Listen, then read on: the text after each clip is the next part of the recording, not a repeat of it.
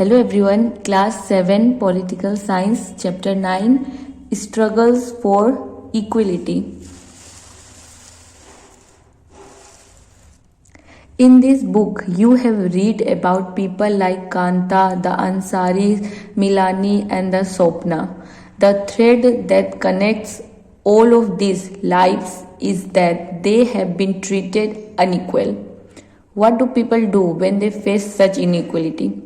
History में बहुत सारे एग्जाम्पल्स हमें देखने को मिल जाएंगे और लोगों ने फाइट भी किया है अपने हक के लिए, इक्वलिटी के लिए।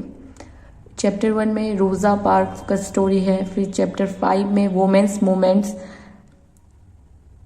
इन this chapter you will learn about some of the ways in which people have struggled against inequality. Inequality के खिलाफ जो आवाज़ उठाया वो पढ़ेंगे।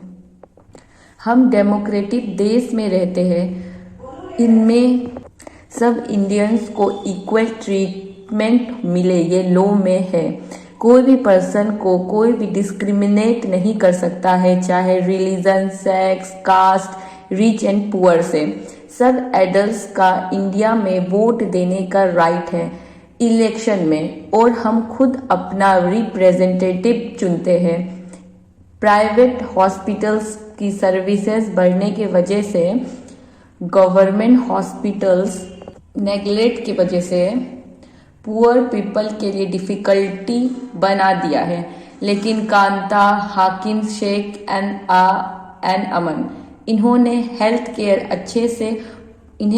अच्छे से प्रोवाइड नहीं हुआ है, क्योंकि प्राइवेट हेल्थ सर्विस में बहुत पैसे लगते हैं जो कि वो नहीं दे पाएंगे।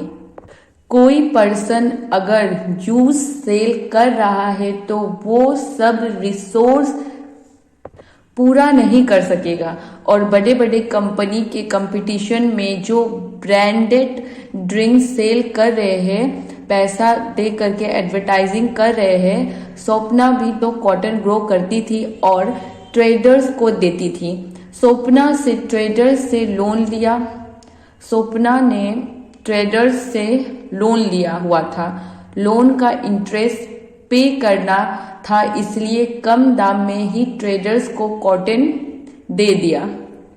मलानी भी डोमेस्टिक वर्कर थी। इतना हार्ड वर्क के बाद भी उसे रेस्पेक्टफुल बिहेवियर मालिक से नहीं मिलता था।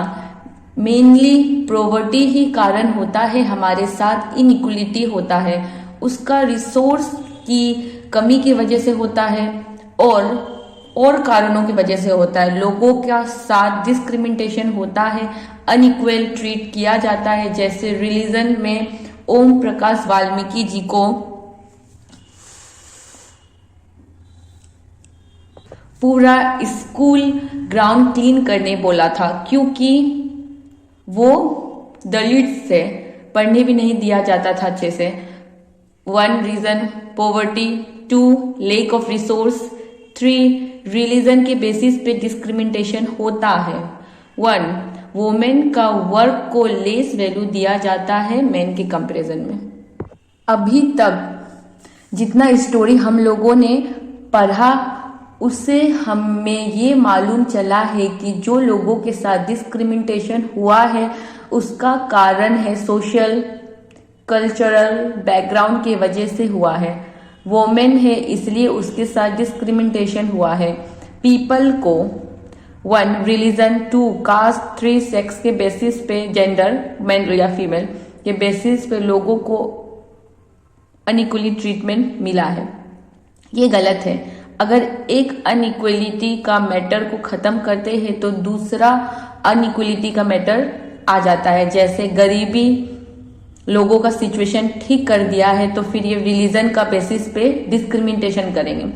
दलित्स, आदिवासी, मुस्लिम्स, गर्ल्स स्कूल नहीं जा पाती थी, और ये सब गरीबी और पॉवर्टी की वजह से होता है। भेदभाव भी होता है, सोशल डिस्क्रिमिनेशन भी होता है, और स्कूल में फैसिलिटीज भी नहीं मिलती है। स्ट्रगल्स फॉर इक्वलिटी,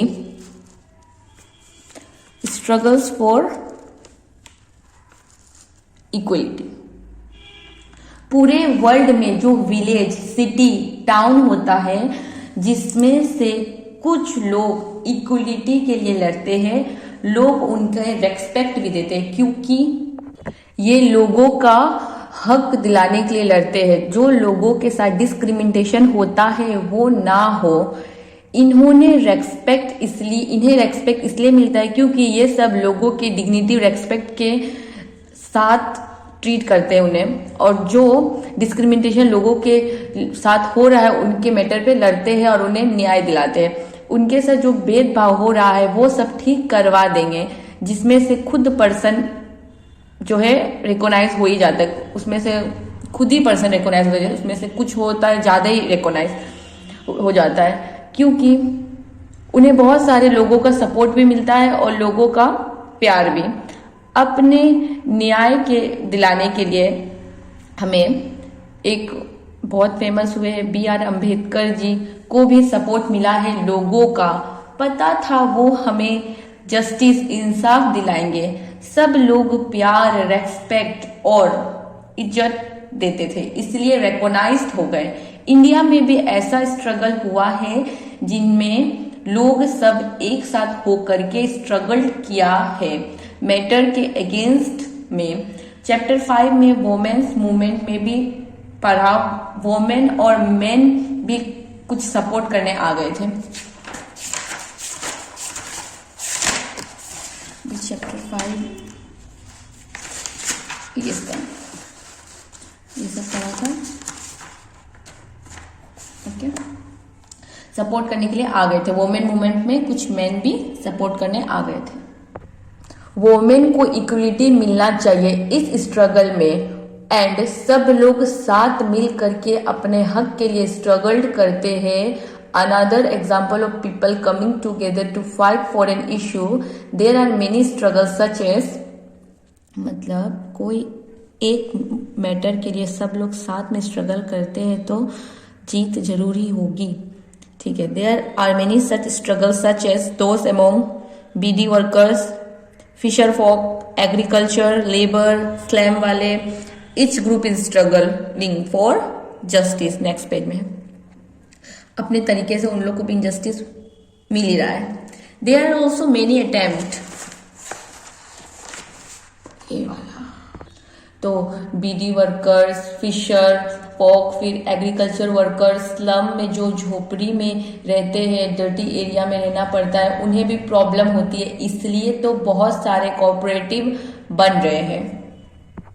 तवंग मत्स्यंग संघ, डैम बनने के एरिया में जो लोग रहते हैं उन्होंने दूसरे जगह रहना शुरू कर दिया। जानवरों, पेड़ों सबको डिफिकल्टीज का सामना करना पड़ा। विलेज हटा करके दूसरा जगह शिफ्ट हो जाता है और डैम बना देते हैं। अर्बन एरिया में हटाया जाता है, अर्बन एरिया में बस्ती के लोगों को हटाया जाता है। पुअर पीपल को हटा या जाता है, बोलता है हट जाओ। तो इसी से उनका काम को भी इफेक्ट होता है और उनके वजह से उनके जो बच्चे स्कूल जा रहे हैं उनको भी डिफिकल्टी का सामना करना पड़ता है, क्योंकि जो घर के पास स्कूल है उधर ही एडमिशन कराएंगे और जगह चेंज करना पड़ेगा तो स्कूल भी चेंज करना पड़ेगा, तो बच्चा का पढ़ाई इफेक्ट होगा। लोगों के साथ जो डिस्प्लेसमेंट होता है उसके वजह से उन्हें प्रॉब्लम फेस करनी पड़ती है। इसमें से कुछ लोग फाइट करते हैं कि हमें डिस्प्लेस्ड नहीं करो, हमारी जगह से हमें मत निकालो। मध्य प्रदेश में सतपुरा फॉरेस्ट है, जहाँ फॉरेस्ट ड्वेलर्स मतलब वहां में रहने वाले लोग ने federation of fisher workers cooperative organize की है, जो लड़ रहे हैं कि हम फॉरेस्ट ड्वेलर्स को मत हटाओ। छिंदवाड़ा डिस्ट्रिक्ट में जो महादेव हिल है उससे तवा रिवर फ्लो हो रहा है और बेतुल रिवर में मिल रहा है, एंड दोनों रिवर फ्लो होते होते नर्मदा रिवर में मिल जाते हैं, जो कि होशंगाबाद में है। The Tawa dam began to built in 1958 and was completed in 1978. Tawa river में डैम बनाते हैं और उसका नाम तवा डैम रखते हैं। इससे डैम के वजह से फॉरेस्ट का बड़ा सा एरिया और बड़ा सा लैंड डूब जाता है। एंड फिर फॉरेस्ट डवेलर्स, वहां के रहने वाले लोग अपनी जगह को छोड़ करके दूसरी जगह जाते हैं। फिश वर्कर्स फिशिंग का काम करते थे, तो अब क्या होता है, फिश वर्कर्स फिशिंग का काम करते हैं और बहुत कम ही पैसे कमा पाते थे। 1994 में गवर्नमेंट ने प्राइवेट कॉन्ट्रैक्टर को फिशिंग करने का राइट दे देते हैं। तवा रिजर्वायर पे प्राइवेट कॉन्ट्रैक्टर बाहर से लेबर लाते हैं, बाहर से लेबर लाएंगे और कम पैसे में काम करवाने के लिए वो लोग मान जाते हैं। लोकल पीपल विलेज के सफर करते हैं क्योंकि काम ही उनका फिशिंग का होता है।